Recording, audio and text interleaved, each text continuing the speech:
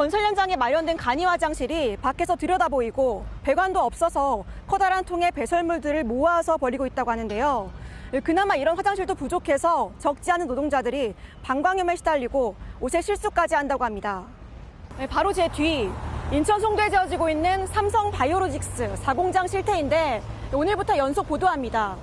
먼저 화장실부터 정말 그런지 바로 가보겠습니다. 내년 3분기 가동을 목표로 건설되고 있는 삼성 바이오로직스 4공장. 단일 공장 기준으로는 세계 최대 규모입니다. 공장 내부에 있는 남성용 간이 화장실입니다.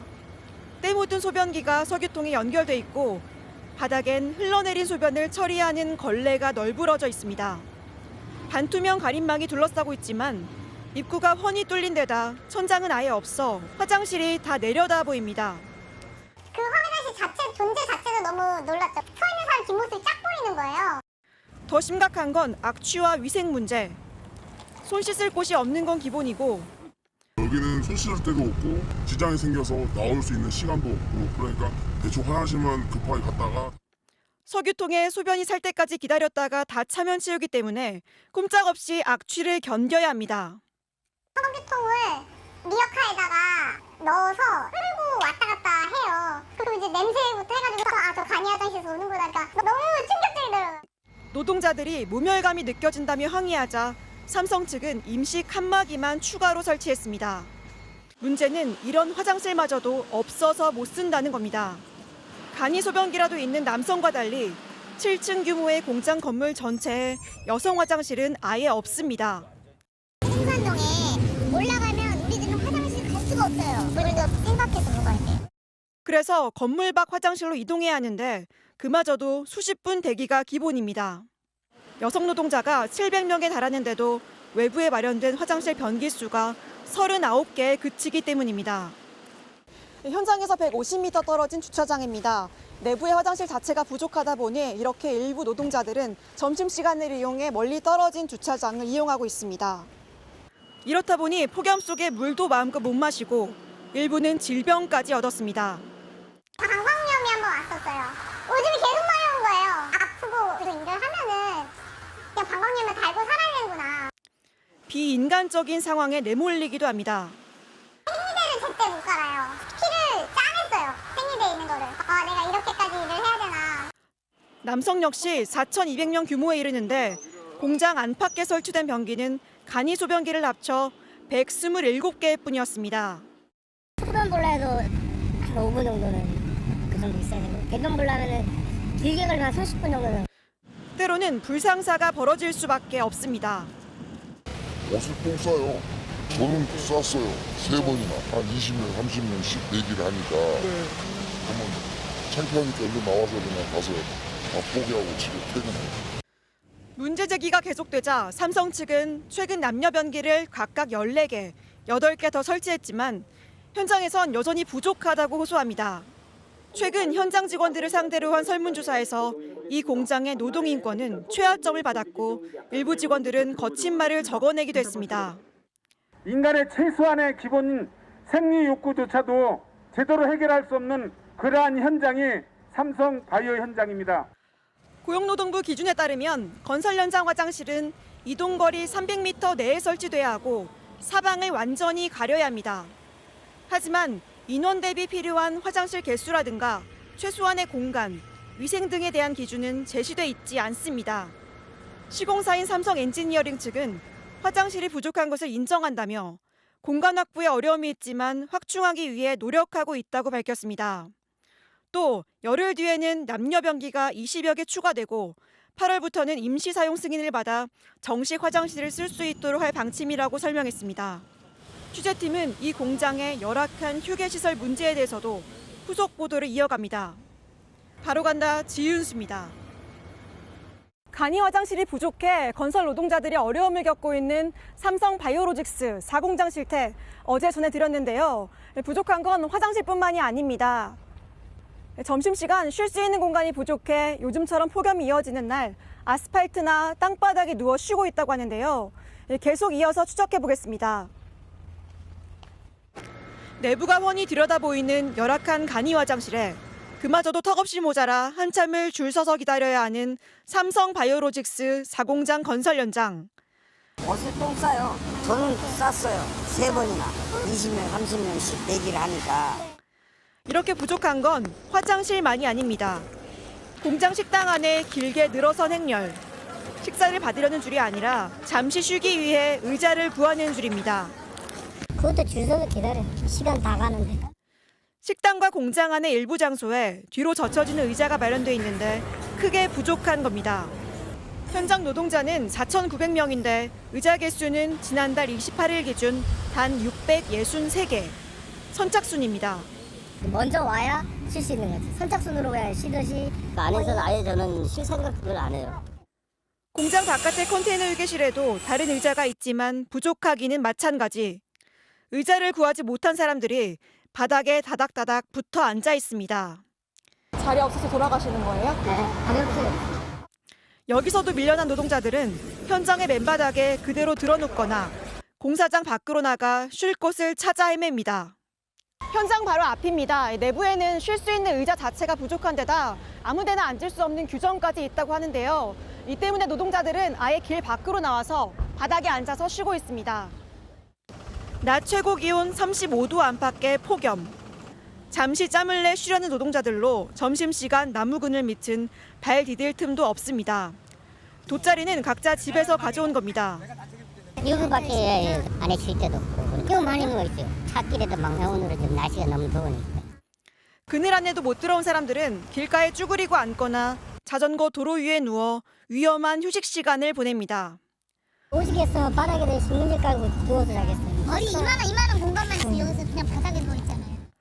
이마저도 시원찮다 싶으면 횡단보도를 2번 건너 주차장으로 가서 햇빛 가림막을 만들고 차량 안에서 쉽니다. 지난 겨울에도 똑같은 상황이어서 강추위를 견디며 밖에서 쉬어야 했습니다. 이렇게 더워도 추워도 힘들지만 장마철처럼 비가 오는 날은 더 곤욕입니다. 밖에 나갈 수도 없어 식당에 엎드리거나 자재든 구조물이든 등만 기댈 수 있다면 어디든 주저앉습니다. 하지만 자재가 있어 위험하다는 이유로 제지당하기 일쑤입니다. 이렇게 앉아있으면 안 되는데. 사진 찍혀요. 페널티를 물어요.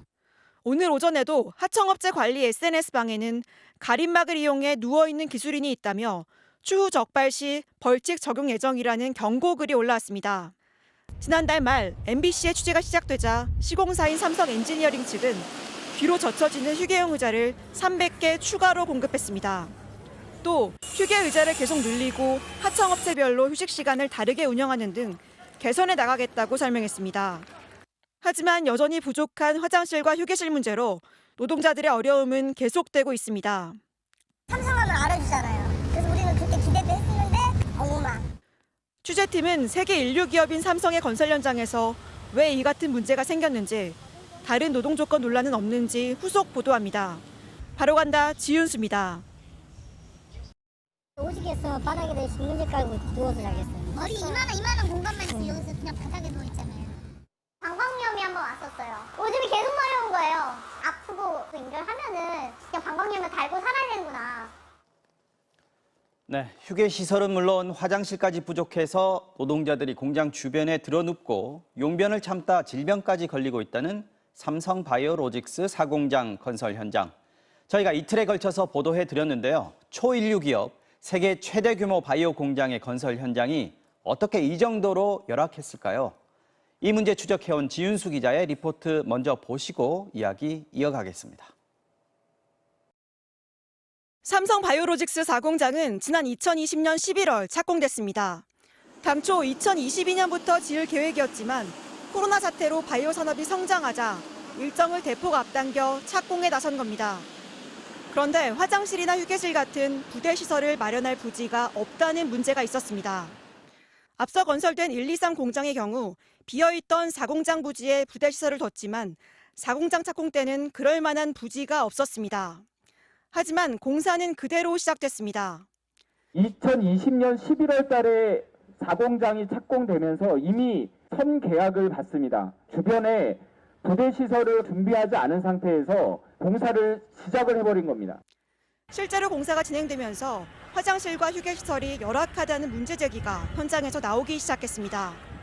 지난 겨울에도 노동자들이 강추위에 떨며 밖에서 쉬는 모습이 공개됐는데 발주처도 시공업체도 뾰족한 대책을 내놓지 않았습니다.